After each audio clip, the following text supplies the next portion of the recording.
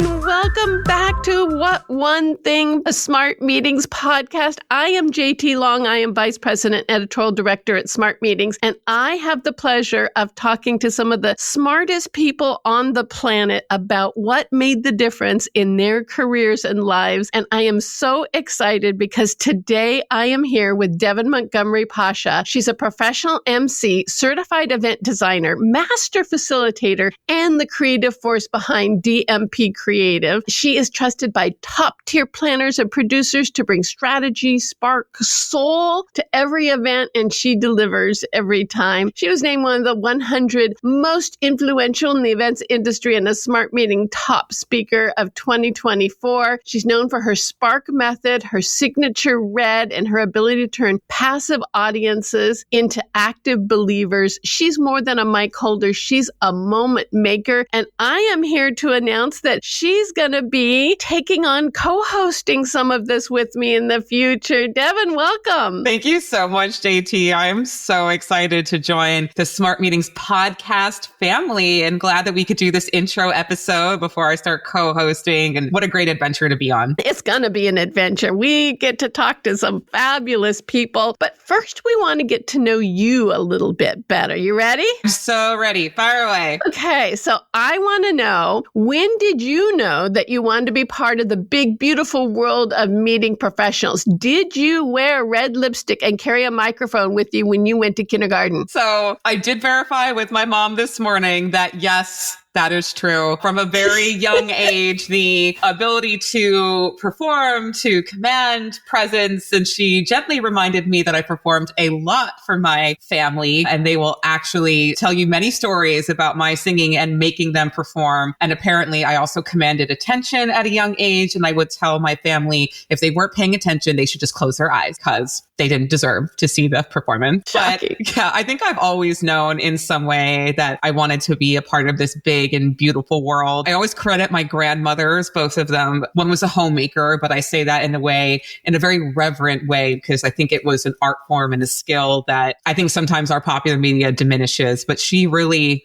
was an artisan of hospitality and belonging. The other was an academic, a socialite, a teacher, very stalwart and, lovely figure. And I think between the two of them, put in a petri dish and poof, here I am. Well, you have very good genes because you have definitely made a name for yourself in a very short amount of time. And I love running into you at any event where I get the pleasure of seeing you. Thanks, JT. I appreciate that. And it's been a really fun ride the past 2 or 3 years. So here's the thing. I heard a rumor that not everyone feels comfortable on a stage. Tell me, what does it feel like when you're getting ready to go on stage? How do you manage all the emotions before, during, and after an event? I love the emotions question because most people know me as being a very emotional person, which I realize is my Achilles heel, but also my superpower. So I've actually tried to dial into the emotions versus trying to keep them at bay. I still get nervous. I still have imposter syndrome. Not going to lie. Yeah, it happens every single time. But instead of sort of feeding into that, I just talk to it. I'm like, okay, we're nervous. That means this is important to you. Great. So let's acknowledge the nerves. Let's acknowledge because it's important. Let's acknowledge what we have to do. And it's really helped connect with the imposter syndrome versus being afraid of it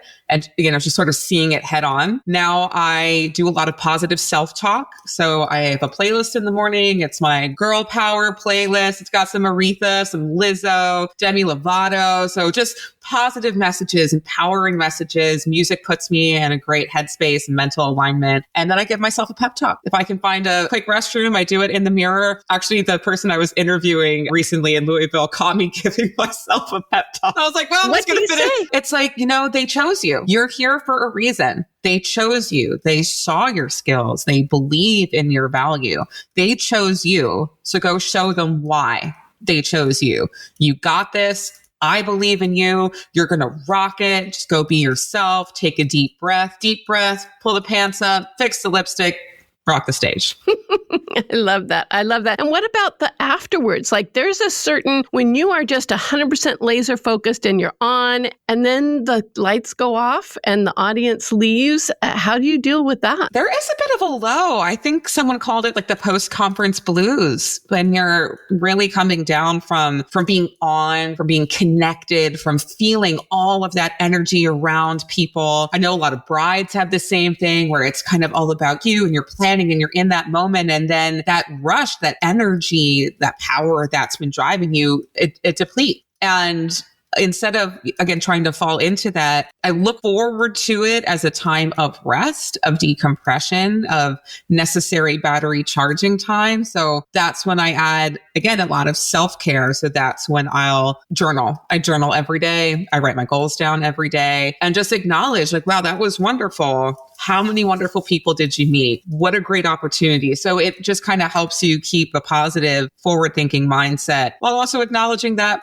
we're going to come down to a low. And what can I do to continue to charge and feel welcoming in this space? Generally, that's also when I turn back to parenting and spend that time reconnecting with my daughter in those absences and really looking at it as a good thing that makes space for something different versus a bad thing because it's gone. And then, of course, looking at my calendar, seeing when the next trip is, when the next opportunity, professional connectivity comes in and kind of going from there. Smart, the balance. Yeah. Yeah. Sometimes even for me, it can be hard when you come back. You're like, wait, there's no car that's going to come from me. Wait, no one's going to turn down my bed and put a chocolate on the pillow, right? I do love that. Like, man, there's something about coming back to a made crisp bed that's like, wow. So I've actually started the habit of making my own bed before I go. Well, I mean, I try to make my bed every morning is a good habit, but I also realized coming back home to an unmade bed was so jarring and upsetting that the last thing I do before I hit the airport is make sure my bed is a clean, calm, cool space. So when I come back, it kind of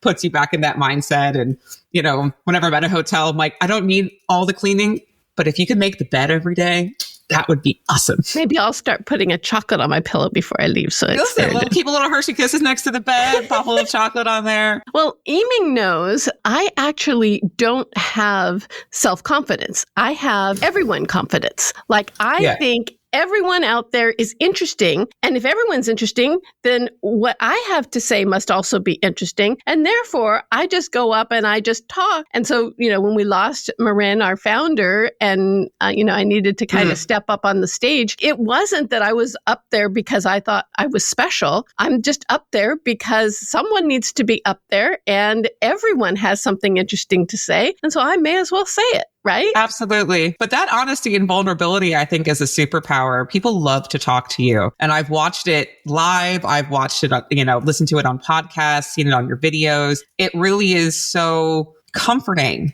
that you don't present this overwhelming energy. It's a very welcoming energy. And it just makes people feel so comfortable in your presence. You treat everyone like they're your best girlfriend that you haven't seen in a minute. And there's always a huge smile and a hug. And it's wonderful to watch that level of vulnerability and honest connectivity. And I think even though a lot of people are afraid of public speaking, you give them just that sense of calm, of it's a regular day, it's a regular conversation, and they can just be themselves, which is such a wonderful gift. And everyone has something important to say. Absolutely. So I want to know, what was the most profound event moment you've experienced? And then how do we design more of those? I was thinking about this question, and you know, it's interesting when you're at so many events, it's hard to turn off your professional brain, you know, at weddings, at parties, at galas, at everything. You're kind of always taking it in from a professional standpoint. But when I was thinking about a profound event moment,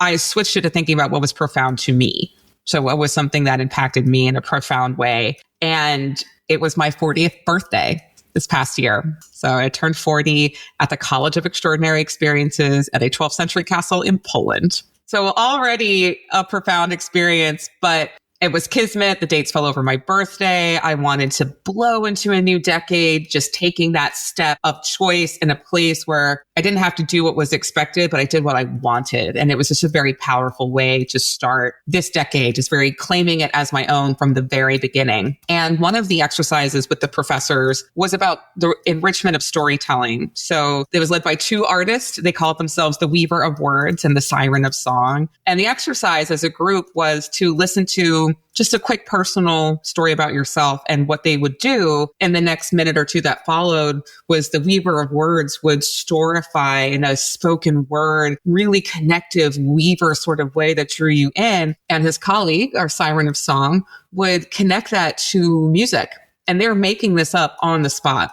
And I told them when it was a turn I was selected to say, I never felt like I fit in my whole life. I was even off the pediatric growth charts. People who know me know I'm particularly tall for a woman. For some people, I mean, most people, I'm 6'1", and just, always off the charts big, never felt like I fit in, and always tried to belong, but not finding my place. And it wasn't until I fully chose to step in and acknowledge who I was that I stopped searching and stopped making myself small. And I really wanted people to see me as I am. And in the next seconds that followed, they transformed this story using music and the Weaver of Words. We had robes, put his robe on the floor, was trying to stretch it and move it, and just feeling that stress and that dissonance and the trauma it was to feel like I didn't fit in, and the music connected to it. And it was like watching my pain.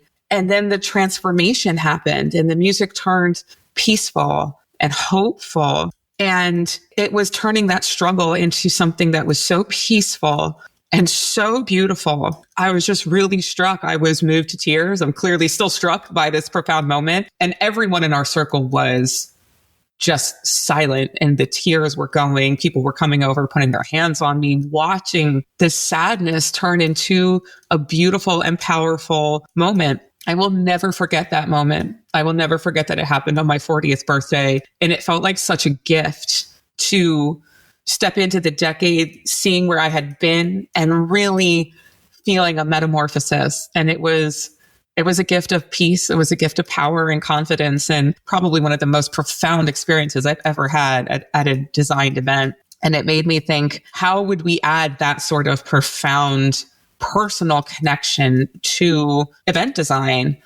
And I think when you boil down to it, it's creating space to feel seen. Mm-hmm. They saw me. They welcomed me. They saw pain and turned it into power. And it really was feeling seen, leading with stories, psychological safety, dialing into true emotion and inclusion. So it wasn't content. It was in a moment building a community, just a quick bubble where I was 100% seen, welcomed, belonged, and everyone bought into that. And it was unscripted. It was a human moment where people recognized themselves, saw themselves in me and that story. And just thinking about boiling it down, a power of a story. The Weaver of Words says the shortest distance between any two people is a story. And that was it. I mean, when you think about designing experiences, is what is the story? And how can you make people feel seen? And that's how we connect people, right? Is by understanding each other's journey. Devon, do you feel you belong now? I do. And it's hard to say that without being emotional, but small decisions to be authentic, and every tiny one came with a modicum of fear, just a little bit. But I realized that fear should not hold me back. The fear should propel you forward into the unknown. And once you can overcome the first drop and take the first step into fear of the unknown and just say, I'm going to be myself today, the response was huge. It was like, oh, we like that. I was like, oh, I started wearing my hair curly. I'm a naturally curly hair girl. I straightened it up until the age of 38 and just happened to break my hair dryer during a trip. And was like, you know what? Okay, let's see what I can do with this. Went out, bought some gel, and I happened to be my brother's wedding. And I was the first time I wore my hair curly, and the whole family was like, oh my God, that's what? Is that what your hair looks like? And my little sister, who's also a natural curly girl, she was like, finally, And I haven't gone back. I've learned to tame it, to make it my own, to make it part of my brand. Again, it's authentic. This is what my hair naturally looks like. To the red lipstick story is coming out on my LinkedIn a little bit later in July, I think the 17th or 16th. I was always told my lips were too big, so I shouldn't accentuate them at all. So I never wore makeup. I never wore lipstick because I was trying to make myself small. I was at the wedding. 2 of the other bridesmaids were Sephora alums, and they were like, girl, what are you talking about? If I had those things, I'd be putting neon signs on them. And they gave me lipstick, these big, bold, beautiful red colors. I never turned back. Started wearing lipstick in 2016. And now it's become part of the thing people recognize me for, is being bold and authentic and that sort of red, bold color and being unapologetic about it. And every step I've taken, as scared as I've been, it's paid off and just drove. It just continues to pay off. And that's my story for young women. And the people that I talk to is just take a step into your authenticity and you'd be surprised how welcoming it is. And the more you embrace who you are, you give permission to everyone else to do the same for themselves. Absolutely. And that's created such a beautiful and welcoming community. So yeah, to answer your question, I do feel like I belong now. I feel like I'm with my people. Everyone is supportive of the dream, of the next step, of growing the business, of growing myself. And it really is so, I don't know, it just makes you feel at peace, makes you feel at home, and sort of takes away the fear when you do take that next step, because you know you've got a little bit of a safety net and people to fall back on. Nice. And you mentioned coming back from events and spending time with your daughter. How does being a mother and a wife play into your approach to events? Does your family understand what you do? It took them a long time to realize that I wasn't a party planner anymore. Like, even as a designer, I'm like, no, guys, it's a different, like, I'm like an architect. You gotta elevate the thinking. And then when I took a turn to open and really dive into the professional speaking, professional facilitating, moderating, keynote speaking, they took a minute to figure out like that you just speak and that people hire you for that. But the funny thing is every time I have a professional accolade or something good happens, the family's like, we have no idea what that means. We are so proud of you. Great job. Even my little one, my best friend was visiting in April and she said, have you seen Mommy's awards? And took her over to my credenza and said, this is what Mommy did. And she was proud of me. I wasn't supposed to hear that moment. I was overhearing that moment, but I was very touched that she was proud of me and wanted to share her pride and my success in the past couple of years with my best friend. But I didn't have a working mom. My mom stayed home with the 4 of us and was a wonderful homemaker and mother and connected and a caretaker. But I didn't have a rubric. I didn't have a blueprint for how to be a working mom to a little one. And she gets upset. She gets sad sometimes when Mommy's here. But when I call, she's like, I'm good, Mom. Have a great day. And just pieces out. So it's a balance, but I can tell she's a little clingier when I come home and I need to put work down a little bit more and give her my undivided focus. One day she was particularly upset. I was leaving. She said, Mom, don't you want to stay home with me? And I was, I said I could placate her. I could be honest. So I was honest. I said, baby girl, I love being your mom. I also love what I do. I absolutely love it. And I don't want you to resent me for working, but I like working. And I hope one day you understand what that means. So because I'm proud of me. And every time I go to work, I want to be proud of me. And I hope you can be proud of me and how hard I'm working. But when I come home, you're my girl and I'm going to spend all the time with you that I can. But I'm happier and I'm a better mommy when I can do what I'm proud of. So I hope we can find, I was honest. And since then, she really, I think, respects that. And I hope it's a good lesson for her that being proud of herself is something to aim for. And it was nice to be honest in that moment. And then the last question is, what are you bringing me? That's important too. It's important. And I realize the value of great event swag is what she loves the most. She waits for the conference bag, the pens, the papers, the fidget toys, the sunglasses, and the water bottles. How many water bottles does she have? Oh my goodness. And lanyards. She loves lanyards and just waits to see all the things I bring back. And she was actually welcomed at an event last year as my mini-me. So we wore matching suit, we had matching bags, and we went and connected. And it was beautiful to see people have permission to play and to smile and to connect with a loving 6-year-old. And of course, she has her bag and goes around to everyone with swag and says, can I have one of those? With the biggest, brightest, most charming smile. And no one said no to her. I weighed that bag. It was 35 pounds. by the time we were done. Better than Halloween, right? Yeah. Oh, it was great. And she got her own headshot. So she's already rocking it. She's ready to go. You are a true role model. Thank you. I appreciate that. And I hope working moms can give themselves permission to say, I love you. I love me too. And that's okay. And working dads. Yeah, and working dads. I love you. I love me too.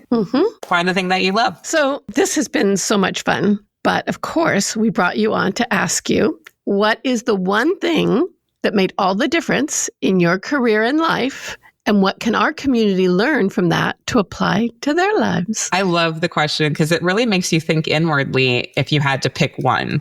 At least you didn't ask me what my favorite song was or what my favorite food was, because that would be too difficult, way too difficult a question. But I think we touched on it a little, and it was the moment I stopped shrinking. It was the moment I allowed me to take a step to being me, to stand a little taller, make a little bit more noise, take up a little bit more space.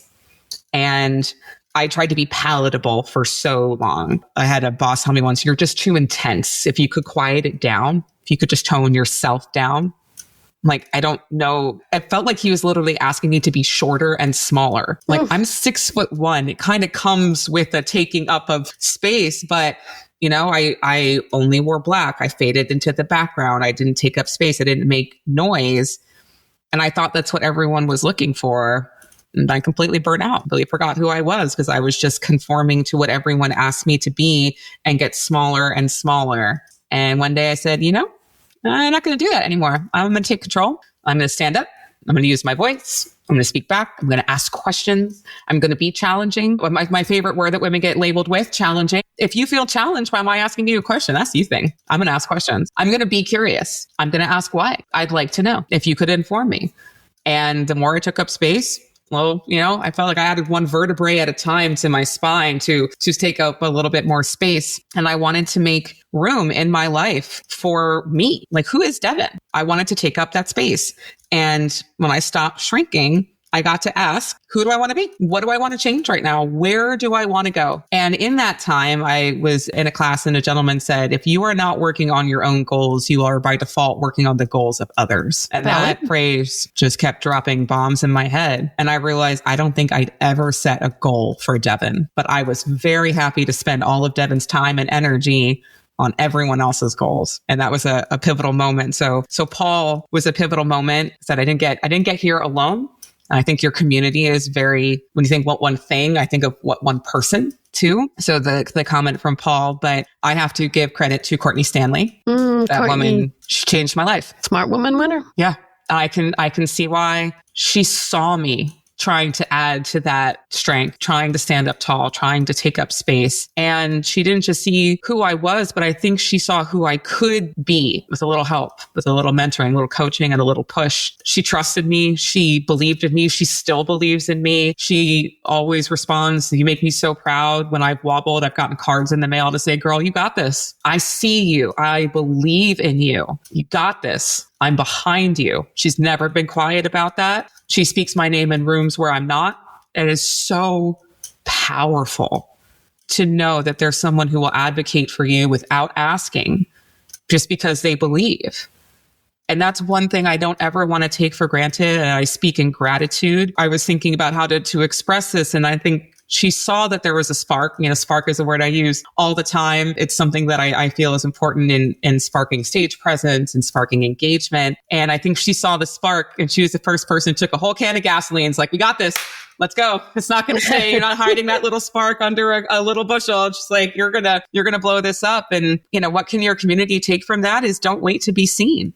And if you see someone's spark, find the gas can, give it to them, give them that momentum, give them that blow up, be the person who says their name, be the person who cheers, who believes out loud. And that's how we'll rise together. That's how we'll rise as a community, how we continue to build the richness of our community. So stop shrinking and don't let others pour that gas can. Everyone needs someone who believes in them, right? Absolutely.